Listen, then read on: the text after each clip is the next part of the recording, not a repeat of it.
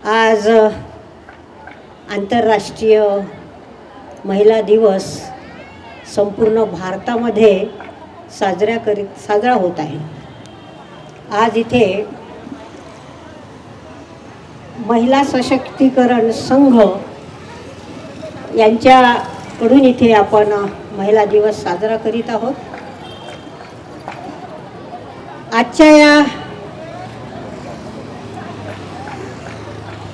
कार्यक्रमाचे अध्यक्ष माननीय आणि महिला सशक्तीकरणाचे अध्यक्ष माननीय डॉक्टर भदंत चंद्रबोधी सर, तसेच मला इतर भंतेजींचं नाव नाही माहिती म्हणून सगळे उपस्थित भंतेजी, महिला सशक्तीकरणाच्या सगळ्या पदाधिकारी, आमंत्रित महिला आणि आज उपस्थित इथे सगळ्या क्रांतिकारी महिला, आपणा सगळ्यांना सॅल्यूट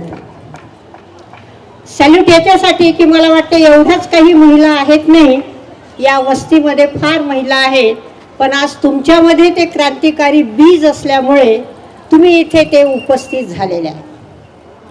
मला 10 मिनिटाचा वेळ मिळालेला आहे म्हणून मी मुद्द्यावरच येईल। आताच आमच्या वक्त्यांनी सांगून गेलेले आहेत की रशियामध्ये महिलांना वोट देण्याचा अधिकार नव्हता।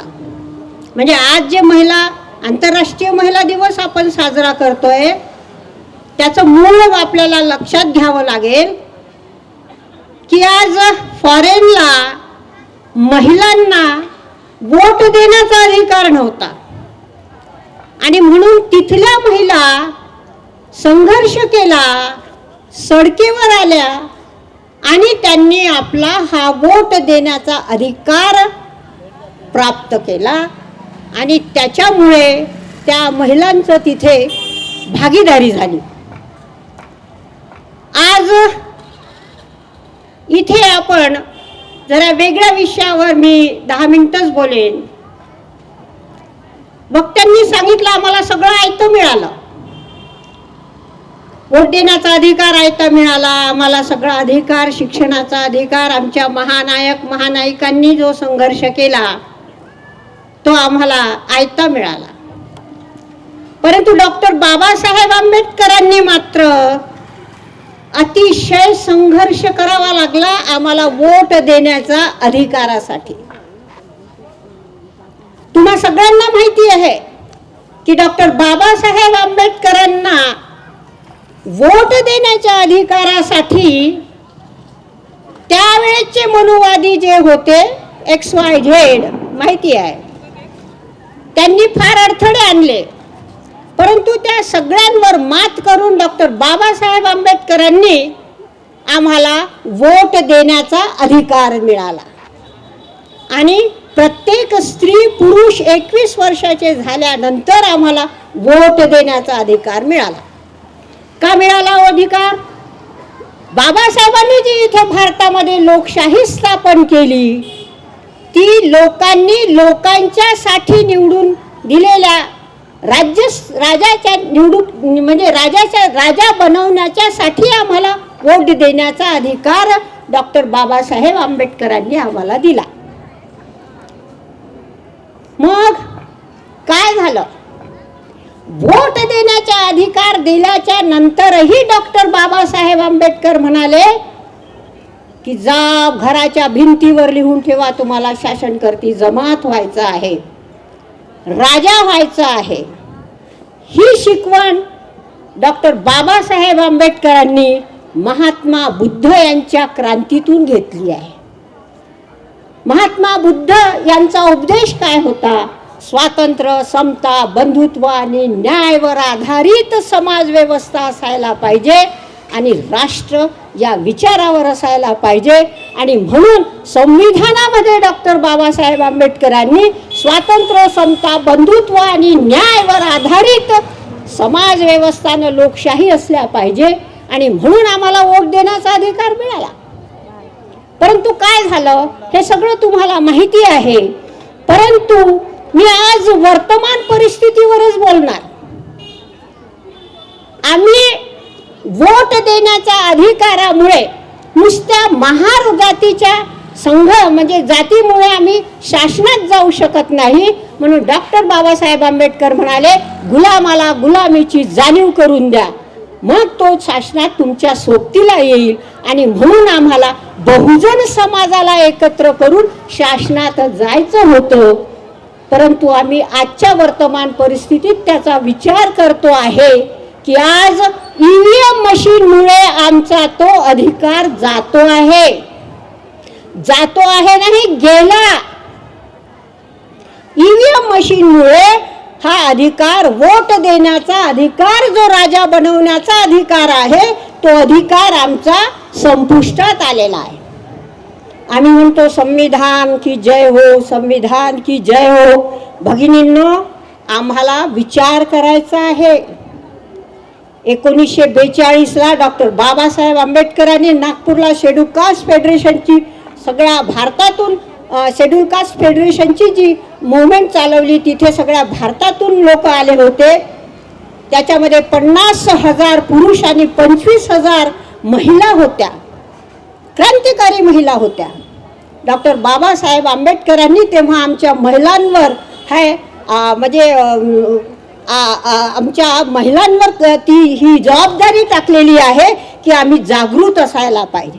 आज काय होत आहे? 1992ला संविधानामध्ये जे आम्हाला मूलभूत अधिकार आहे, मी जास्त अधिकाराचे नाही, एकच बोलते, मूलभूत अधिकार आहे शिक्षण घेण्याचा अधिकार. शिक्षण हे फ्री होतं, एज्युकेशन आमच्यासाठी आवश्यक होतं आणि म्हणून ते फ्री एज्युकेशन होतं.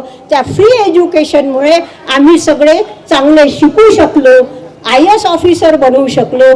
परंतु आज 1992ला या प्रस्थापित व्यवस्थेने आमचा अधिकार नष्ट केलेला आहे. हे तुम्हालाही माहिती आहे. कसा की आमचं जे एज्युकेशन आहे ते प्रायव्हेट करून टाकलेलं आहे आणि प्रायव्हेटमुळे आज आमचा समाज एज्युकेशन घेऊ शकणार नाही. म्हणजे पहिला तुमचा हात कापून टाकलेला आहे की तुम्ही एज्युकेशन घेऊन वरच्या पोस्टवर किंवा आपल्या हक आणि अधिकारासाठी जाणीवपूर्वक होणार नाही. हे आपल्याला 1992ला यांनी आमचा अधिकार पहिला नष्ट केला. भगिनींनो, आम्हाला याची महिलांना जास्त चिंता करायची आहे. त्याच प्रकारे अनेक आमचे अधिकार नष्ट होत आहेत. आमचे शिक्षण घेण्याचा अधिकार गेल्यामुळे आरक्षण खतम झालं. सगळं आरक्षण कुठे होतं? गव्हर्नमेंट सेक्टरमध्ये होतं, नाही का? सेक्टरमध्ये होतं, गव्हर्नमेंट सेक्टरमध्ये होतं. आज सगळे गव्हर्नमेंट सेक्टर आमचे बंद होत आहेत. आज आमचे पोरं एज्युकेशन घेऊनही आम्हाला पाहिजे त्या जागेवर जाता येत नाही. हे काय तुमचा अधिकार नष्ट होतो आहे की नाही? आम्ही 4 लोक शिकले आहोत परिस्थितीने, म्हणून आम्ही हा विचार करत नाही आहोत. परंतु मी स्लम एरियामध्ये काम करत असल्यामुळे मला तिथली परिस्थिती माहिती आहे की आज बाबासाहेबाच्या अधिकारामुळे आमच्या रिक्षा चालवणेवाल्यांनी डॉक्टर इंजिनियर बनवलं, परंतु आज तो बनवू शकत नाही. आमच्या नगर परिषद, जिल्हा परिषदेच्या शाळा बंद होत आहेत. याचा आम्ही विचार करायला पाहिजे. आज आम्ही जर आंतरराष्ट्रीय दिवस मनवत असू तर या गोष्टीचा आम्हाला विचार करायचा आहे की आजच्या वर्तमान परिस्थितीमध्ये काय होत आहे. भगिनींनो, आम्हाला गुलाम करण्याच्या प्रक्रियेमध्ये सुरू झालेला आहे. आज आम्ही संघटित जर झालो नाही तर आम्ही राहायला सुद्धा संविधान पण आम्ही वाचवू शकणार नाही. आज गेडा मॅडमनी कुठला मॅडम लसीकरण सांगितलेलं आहे. 14 वर्षाच्या मुलीला इंजेक्शन देत आहे शाळेमध्ये. त्या इंजेक्शनाचा काय परिणाम होणार आहे हे फक्त बुद्धिजीवी लोकांना माहिती आहे. त्या पोरींना इंजेक्शन देऊन येणाऱ्या काळामध्ये त्यांचा गर्भाशयाचा कॅन्सर होईल किंवा ते मुली आपल्या म्हणजे काय म्हणता येईल त्याला बंधत्व येईल त्यांना. म्हणजे त्या गर्भाशय नाही करू म्हणजे मुलाला जन्म देऊ शकणार नाही. ही काय षडयंत्र आहे? हे आमच्या नगर परिषदेच्या शाळा किंवा ह्या शाळांमध्ये त्या नादान मुलींना देण्यात येत आहे. म्हणजे काय करा, लोकसंख्या कमी करण्याचा हा प्रकार आहे का? आणि तो आमच्यावरच का? नाही का? म्हणजे हा आम्ही विचार करायला पाहिजे भगिनींनो. आणि म्हणून आम्ही नुसतं जर आंतरराष्ट्रीय महिला दिवस जर साजरा करत असेल तर त्याचं गांभीर्य आम्ही लक्षात घेतलं पाहिजे की या कारणामुळे आम्हाला वोट देण्याचा अधिकार आला, तर तो अधिकार आमचा जातो आहे काय गेला आहे या EVM मशीनमुळे. आणि म्हणून आम्हाला संघर्ष करण्याची गरज आहे आणि म्हणून आम्हाला म्हणजे सडकेवर यावं लागेल. पण भगिनींनो, एवढ्यावर होईल का? म्हणजे आमची ही जे हा कुठला वैशाली नगर एवढ्याने आम्ही होणार आहे का? आमच्या समस्या ह्या राष्ट्रव्यापी आहेत. आज आमच्या मुलांना नोकऱ्या नाही, आज आमच्या मुलींचा बलात्कार दिवसेंदिवस वाढत आहे. कोणा बामणाच्या पोरीचा झाला का बलात्कार? नाही होत आहे. आमच्या पोरींचा होतो आहे. आमचे मुलं गायब होऊन राहिलेले आहेत. तुम्ही सोशल मीडियाच्या माध्यमातून अनेक प्रकार ऐकून राहिलेले आहेत. तर हे आमच्याच बहुजनांवर होत आहे. आणि येणाऱ्या काळात आम्ही जर जागृत झालो नाही तर आम्ही जे संविधानाच्या बाता करतो तो हा संविधान नष्ट होत नाही, होत चाललेला आहे. त्यांची मनुस्मृती तयार आहे. बंधूंनो, भगिनींनो, बाबासाहेबांनी लोकशाही स्थापन केली 4 स्तंभावर. 4 स्तंभ काय? संसद, न्यायपालिका, कार्यपालिका आणि मीडिया. आज 4ही स्तंभावर ब्राह्मणांनी कब्जा केलेला आहे. भारतावर एकनिष्ठ कब्जा झालेला आहे. आणि म्हणून आम्ही जर आता जागृत झालेलो नाही तर येणारा काळ हा पुन्हा आमचा अंधारात होणार आहे. आम्हाला जर खरोखरीच आंतरराष्ट्रीय महिला दिवस पाहायचा असेल तर आमची येणारी पिढी मात्र ती गारद होणार आहे. याच्यासाठी आम्हाला संघर्ष करावा लागेल. आणि म्हणून जर फक्त वैशाली नगरच्या महिला नाही, समस्या ह्या राष्ट्रव्यापी आहे. आणि राष्ट्रव्यापी संघटन असेल तरच ते त्या समस्येला तुम्हाला वाचा फोडेल. तर म्हणून राष्ट्रव्यापी संघटनेच्या माध्यमातून आपण या संघटनेला जॉईन व्हाल किंवा आमच्या सोबत संघर्ष कराल. आपण सगळ्या क्रांतिकारी महिला आहेत.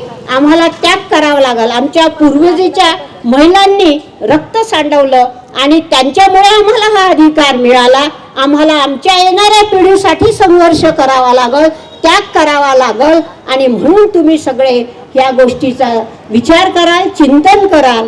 एवढं बोलते आणि मला तुम्ही ऐकून घेतलं त्याबद्दल तुमचे आभार आणि संघटनेचे आभार. आणि महिला सशक्तीकरणाच्या जे सर भदंत चंद्रबोधी सर आणि बाकीच्या महिलांच्या माध्यमातून जे तुम्ही महिलांचं सशक्तीकरण आर्थिकदृष्ट्या, सामाजिकदृष्ट्या, राजकीयदृष्ट्या जर एवढ्या प्रमाणात प्रस्तावनेत माहीत झालं तर खरोखरीच तुम्ही प्रशंसाचे, कौतुकास्पद तुमचा संघ काम करतो आहे. त्याबद्दल तुमचं अभिनंदन. आणि मी इथे थांबते. जय भीम, जय फुले, जय शाहू, जय सावित्री, जय जिजाऊ. आणि एक राहूनच गेलेला आहे. महिलांना मी अजून मोटिवेट करता एकच शब्द एका सेकंदात की आम्ही आमच्या महानायकांचा जर इतिहास पाहत असला तर आमच्या महिला ह्या राजा होत्या, राजकारणी होत्या. अहिल्याबाई होळकर, जिजाऊ माता यांनी राजा घडवला. अहिल्याबाई होळकर यांनी 29 वर्ष राज्य केलं. या दृष्टीने विचार करा. एवढं बोलून थांबते. जय भीम, जय. आप देख रहे हैं WLBS न्यूज। चैनल को सब्सक्राइब करना और बेल आइकन को प्रेस करना ना भूले।